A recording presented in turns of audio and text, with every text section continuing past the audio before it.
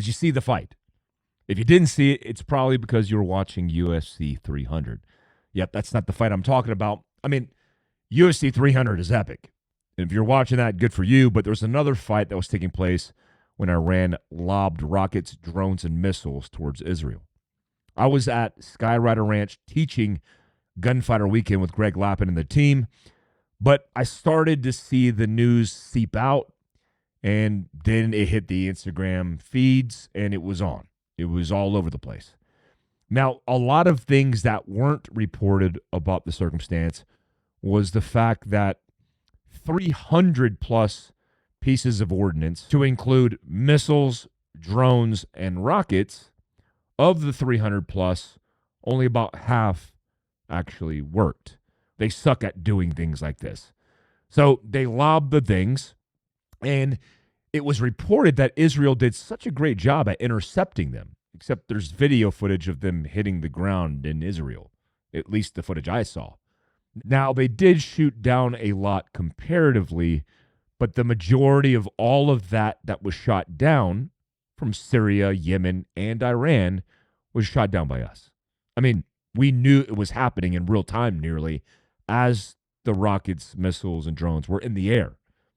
So we come out immediately stating that Israel did a great job, and Biden congratulated Netanyahu. The same time we said, show restraint. Now, can you imagine a world where we had another country coaching us and saying, show restraint as 1,000 Americans were killed? Like, what would we do? Oh, we did something. 2001, we actually launched a global campaign against terrorism.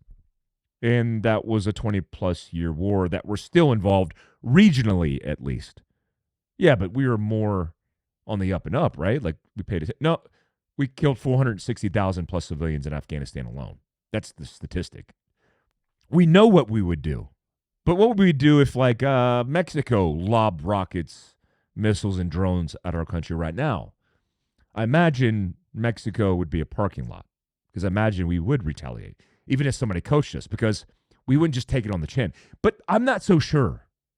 Because I'm very confused about all the things that are going on with Iran, and maybe you can help me. Like, number one, we just freed up $10 billion in assets for Iran, and we said we're going to manage it because, you know, the government manages things well, like taxpayer dollars. And we said that it was only going to be used for certain things, except they lobbed the rockets, missiles, and we don't talk about sanctioning anything. We just tell Israel just to show restraint. Now, the analogy or the example of what that would look like, it's like driving down a road in Iraq in an armored vehicle and getting ambushed every single day. And then one time out the gate, you take a lot of gunfire, and then you get into your destination and say, we won. We did it. We're not addressing the issue, so nobody's winning. And how soon have we forgotten about the 3 Americans that were just killed by Iran proxies? The National Guard in Georgia didn't forget, but our country has forgotten. Our government certainly has forgotten. And there's still proxy elements that are launching and lobbing attacks all over the region. From Yemen into the Gulf of Aden, from Hezbollah into northern Israel, from Hamas into Gaza, the list goes on. I mean, why aren't we addressing the issue?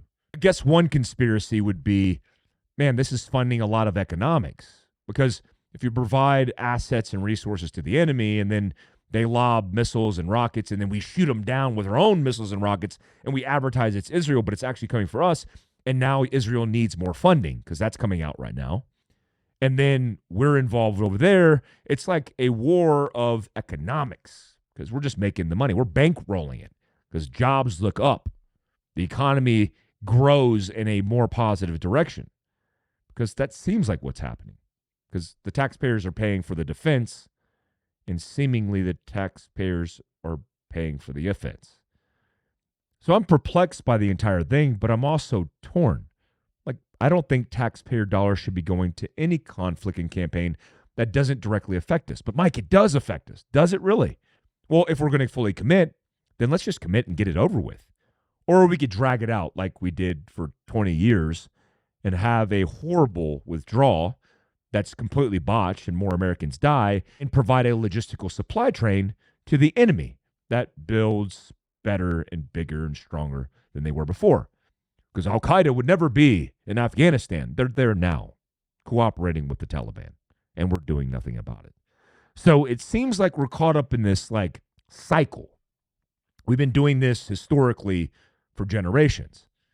And I just heard Biden accuse Trump of creating a foreign policy debacle for him and his administration, which is why we're having these issues in the first place. That's comical. Did you guys catch up on what happened yesterday, where April 15th, the day of protest, focusing on economics across the entire country? They shut down transportation to Chicago and San Francisco. Basically, every major city was affected. And here's what I find interesting. With all the things going on in the world, there are actually traces that Iran was responsible for amplifying those protests. I mean, why would they not? I mean, there are American citizens, I think so, standing in New York City waving Hezbollah and Hamas flags.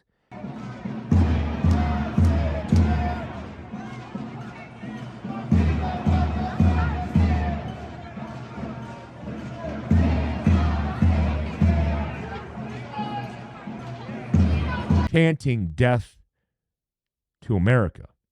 And we're okay with that. Well, at least the Department of Justice is okay with that. Maybe they're not. Maybe they're investigating. Or maybe they're too busy investigating grandmas that were there in the beginning of January walking around the Capitol building. Or maybe parents are trying to advocate for their children against institutions that are radically trying to influence them. Yeah. Don't forget about Bass Pro. I mean, if you shop at Bass Pro, you're going to be investigated because you might have malicious intent for all that ammo and all those, pew-pews you're buying. Yeah, they're probably too busy. They don't have time to deal with terrorists in our country. So you have all these things going on. And seemingly over the weekend, we were nearly on the brink. But I feel like there's something nefarious going on in our government. I mean, why would they allow those rockets to be launched and lobbed and then focus the messaging on showing restraint against the 1,000-pound gorilla that's in the room that nobody's dealing with? So we lose Americans on the border of Syria and Jordan. We have terrorists terrorizing people in the Gulf of Aden. We have Hezbollah and Hamas doing their terrorist things, and we are staying out of it. Except we are launching a defense protocol paid by the American taxpayer to save Israel. Trump's going through a criminal trial right now. Our country is in economic turmoil. Drug overdoses, mental health, violent crimes, and everything that we're dealing with as a society is not being looked at by the government because we're too busy paying for foreign conflict. That's what I do know. That's what I do know. Now let's shift a little bit into some education, because I talked about this recently on a post, but I want to give you the justification for it as I talk to my Patreon members, as I talk to people in my own circle, especially with the medical conference that we have coming up. We have a medical conference. The medical conference is 3 days. It's about getting every facet of medical overview and training that you need to live your best prep life. That includes CPR, children's CPR, tactical combat casualty care, stopping the bleed. The list goes on.